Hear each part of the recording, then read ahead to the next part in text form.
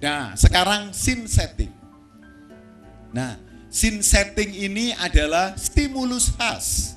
Ingat, Herbert kemarin. Ini yang paling dekat dengan strategi. Jadi scene setting itu pemberian pengalaman belajar sebelum masuk ke materi. Ini kalau Anda baca CTL, nah itu masuk. Kalau Anda CTL itu berdasarkan teori konstruktivisme, bahwa anak itu bukan kosong, punya pengetahuan awal. Kita harus membangun pengetahuan awal itu dulu. Ini.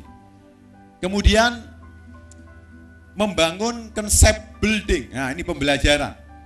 Berfungsi sebagai pereduksi instruksi. Ingat, siswa mau ngerjakan kalau diperintah oleh dirinya sendiri.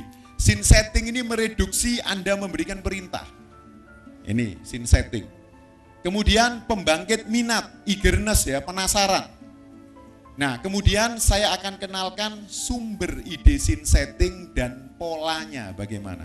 Nah, kalau scene setting sementara ini saya pakai angka supaya kita hafal 7 dan 5. 7, 5. Nah, ingat itu angka ajaib 7, 5. Artinya 7 sumber scene setting, sumber idenya, dan 5 cara, pola pelaksanaannya bagaimana. Ada 5, Anda bisa milih aja. Nah, sekarang langsung tanpa berbasa-basi saya masuk ke 7, 5. 7 itu sumber ide. Katanya teman-teman guru paling sulit Pak Munif kalau lesson plan itu buat scene settingnya. Sulit gara-gara apa? Gara-gara 7 sumber ide ini tidak dikuasai. Tapi kalau 7 ini dikuasai, insya Allah lebih memudahkan. Dan tidak harus 7-7-nya, dipilih salah satunya. Nah, ini sumber ide scene setting berkaitan nanti dengan strategi atau jenis aktivitasnya. Nanti akan saya jelaskan dengan contoh-contoh real. Nah, lihat scene setting ini yang paling dekat dengan strategi atau aktivitas. Nah, scene setting inilah yang mengkaitkan pembelajaran masuk memori jangka panjang.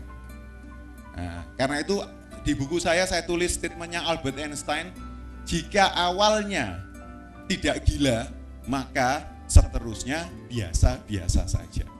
Nah, awal ini yang akan mengkaitkan ke long term memory.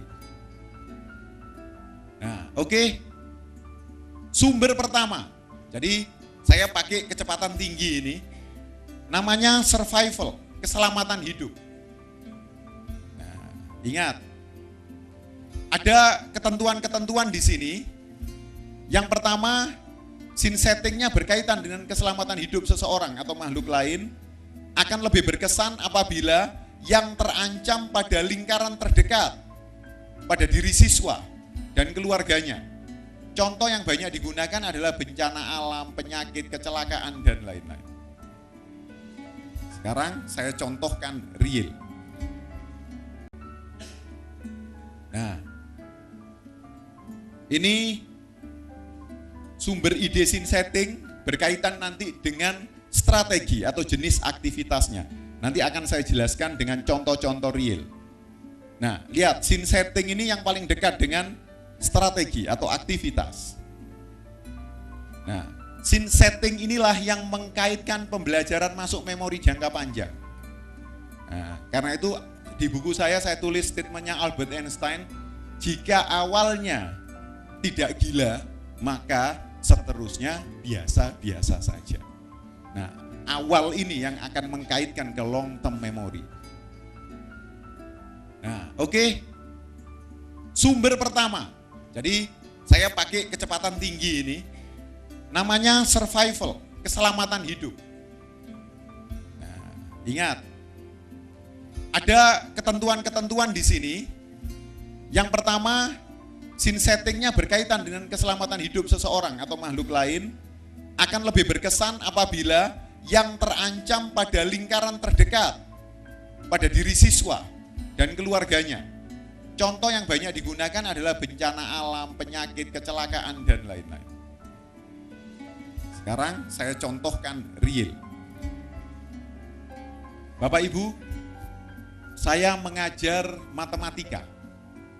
Bagus, matematika ini bagus. Kelas 9. Kelas 3 berarti, SMP. Kerucut, jaring-jaring kerucut.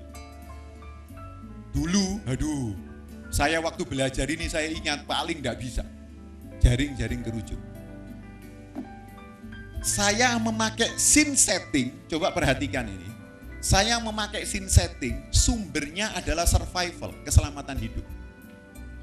Nah, caranya bagaimana? Langsung aja ya, spontanitas, saya bercerita. Saya masuk, Assalamualaikum, saya tidak, coba buka bukunya halaman, nah jangan, langsung nyegur itu, kelelep nanti. Saya bilang begini, adik-adik, siapa yang tahu maksudnya hujan asam? Siapa yang tahu maksudnya hujan asam? Gak ada yang tahu. Hujan asam itu rasanya kalau netes di tubuh kita, terus kita rasa itu asam. Itu kalau netes di tubuh kita 2 minggu kena kanker kulit kita. Itu hujan asam. Sudah terjadi di planet bumi ini hujan asam. Tapi adik-adik, tahun 2024 setiap hujan yang akan turun di muka bumi, kalau tidak ada perbaikan ekosistem, akan seluruhnya air hujan itu berbahaya menjadi hujan asam. Bayangkan, rumah adik-adik gentengnya hancur itu kena hujan asam. Apalagi bangunan-bangunan yang atasnya datar, itu akan keropos hancur kena hujan asam. Kalau adik-adik seandainya masih hidup nanti di tahun 2025 dan punya anak cucu di situ, problemnya bagaimana bentuk rumah adik-adik supaya terhindar dari keroposnya, robohnya rumah dan melindungi kulit adik-adik dari kanker.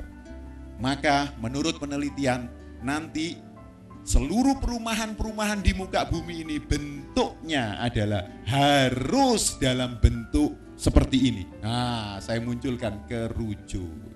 Apa ini kerucut Pak Munif? Karena setiap hujan yang menetes dia tidak akan tergenang airnya, tapi langsung meluncur ke bawah. Oke, kalau tidak belajar tentang kerucut, maka ancaman yang akan terjadi nanti. Duh, selesai, baru kita buat maket perumahan pakai jaring-jaring kerucut.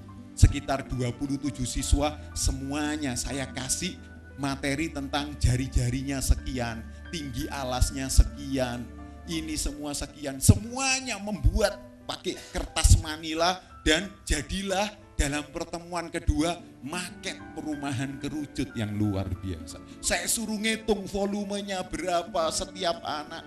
Proyeknya jadi sebuah maket perumahan abad 22 ke depan. Nah, itu scene setting. Bisa ya? Coba kalau tanpa scene setting, ya kasih aplaus dulu. Coba kalau tanpa scene setting, kan betul ya Pak Agus ya? Assalamualaikum, ya tahu kerucut? Nah, tinggi adalah luas, alas, kali, ini. Nah, seperti itu. Nah, di buku saya kasih contoh lagi. Berikutnya, ini sumber idenya, survival. Nah, asas manfaat, ambak. Nah, ini Bobby the Porter. Nah, ambak apa manfaatnya bagiku? Coba. Saya alhamdulillah sekarang ini ngajar TK, ngajar SD, ngajar SMP, ngajar SMA, dan kadang-kadang ngajar sama mahasiswa. Persis seperti teman yang kemarin, ngajar banyak dari berbagai tingkatan. Nah, waktu kita melatih siswa TK untuk menghafal Al-Fatihah, di silabusnya menghafal Al-Fatihah itu 6 kali pertemuan, harus bisa. Pertemuan pertama hari ini, besok hari ini. Itu. TK, pasti Anda pernah melakukan ini. Tapi waktu saya ngajar, perhatikan, kalau tanpa scene setting, itu biasanya begini. Ayo adik-adik kita baca Al-Fatihah, langsung masuk ke materi. Betul kan? Biur. Bismillahirrahmanirrahim. Alhamdulillah dan seterusnya. Saya menggunakan scene setting, sumber idenya asas manfaat. Apa manfaatnya Al-Fatihah untuk anak TK? Saya bilang begini, Assalamualaikum, waalaikumsalam Pak Munif, sehat adik-adik sehat. Siapa yang punya kakek dan nenek? Angkat tangan. Yang angkat tangan cuma 2. Yang lainnya enggak. Kenapa sayang? Udah meninggal. Oh. Yang angkat tangan 2, ada kakeknya udah meninggal, nenek punya. Saya cari keluarganya yang meninggal. Kalau dua-duanya sehat, kakek dan nenek, siapa yang meninggal? Dari sekian banyak ketahuan ada kakeknya meninggal, ada orang tuanya yang sudah meninggal, anak TK, dan lain-lain. Kemudian saya bilang gini, adik-adik, sekarang ini kakek, nenek, ayahnya seperti ini. Saya matiin lampu, cetek. Karena mohon maaf TK saya itu garasi. Jadi kalau lampunya dimatiin gelap. Nih, saya nyalain lagi. Kesian enggak? Kalau mau jalan-jalan enggak bisa. Kebentur sini, kebentur sana karena gelap. Siapa yang mau ngasih lilin penerang? Siapa? Saya munculkan lilin, saya beli lilin kecil 3.500 yang untuk ulang tahun. Nah, kalau adik-adik mau membantu seperti lilin ini, saya nyalakan. Adik-adik kasih nanti. Terang jalannya, enggak kebentur-kebentur lagi. Lilin ini adik-adik sampai nanti di alam akhirat, alam barzah sana, itu pakai surat Al-Fatihah. Siapa yang kepingin memberikan penerangan, lilin, cahaya buat kakek neneknya yang sudah meninggal? Saya, benar. Ayo kalau gitu kita kasih pakai surat Al-Fatihah. Mau loh. Sudah, bukan perintah guru, sudah perintah anaknya supaya abahnya, ibunya, kakeknya, neneknya senangnya anak-anak serius. Bismillahirrahmanirrahim. Ini asas manfaat, sumber idenya. Oh, kita kasih aplaus lagi. Nah, jadi saya menjelaskan scene setting seperti ini, tapi nanti Anda buat